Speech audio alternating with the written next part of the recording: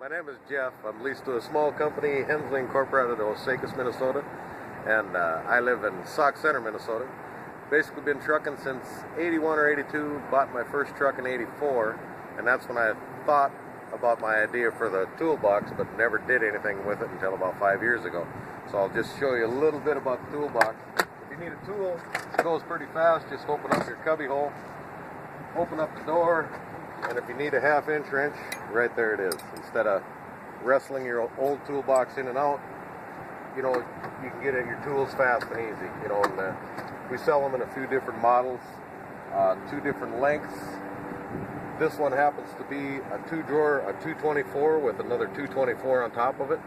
There's also other models where it's 1 deep drawer instead of 2 shallow drawers, but I kind of found out it works best all shallow drawers, because basically the thickest tool I have is the hammer, and that fits in there no problem. So all my first prototypes were thicker, about this high and that wide, but we kept changing it until we got to this, so we can still get oil jugs beside, fuel filters, stuff like that. I think it was 5 years ago, a buddy of mine was dying from ALS, and I thought, well, he kept pushing me to finally do it, because he was going to build me one out of wood for my first truck back in 84, and we never did that. So finally, I think it was about 3.5 years before he died, he kind of pushed me into finally doing something about it, and I finally did. So this is the end result here. Okay. We basically worked on it 4 years before we sold our first one. Okay. And we've basically been in business now just about 1 year and 2 months. Okay. Dozens of different names, but we had some drawings done at a Votech.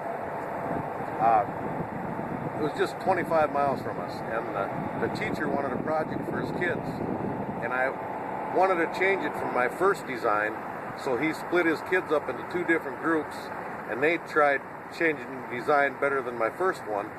And one of the kids in the one group, I believe it was his uncle trucked, and I've always called this door a cubby hole, and so then right away he said cubby buddy, so we stuck with that. And Okay. it's worked good. It would have been fun to start out as a millionaire. I could have probably had it back in no time, because it takes a lot of money for advertising and stuff.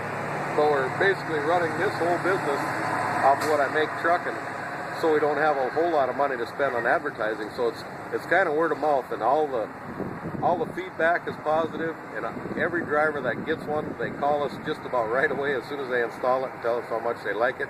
So then they usually tell a friend, and if that friend gets one, he tells a friend, so that's what's really helping us out. Well, you can go to cubbybuddy.com, 16tonindustries.com.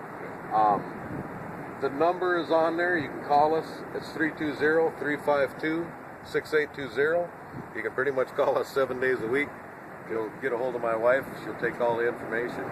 Or they can go to we can talk to them personally, and then they can go to the website and look at them more, or see us at one of the truck shows. I think we hit 15 truck shows last year. We'll probably slow down on that a little bit this year. Probably hit all the major ones. Dallas, Louisville, Vegas, Huron, South Dakota, Walcott. Cool. So you can see us there.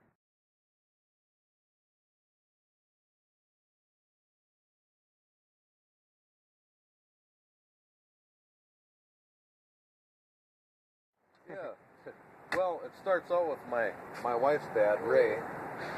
I always got along with him great, so I figured I'd kind of keep his memory alive on my truck. And my Uncle Vern, kind of spent a lot of time with him the last few years before he died. He ended up, well, he was a Korean vet, had both legs amputated, so I spent a lot of time with him. We got him a van, a handicap van, got him set up in him, you know, in the van, helped him learn how to drive it, which was kind of fun. There was a few stories about that. This is my dad, Joe, and then this was my best buddy, Kenny Steppen, and he's the one that basically pushed me to get this done. So.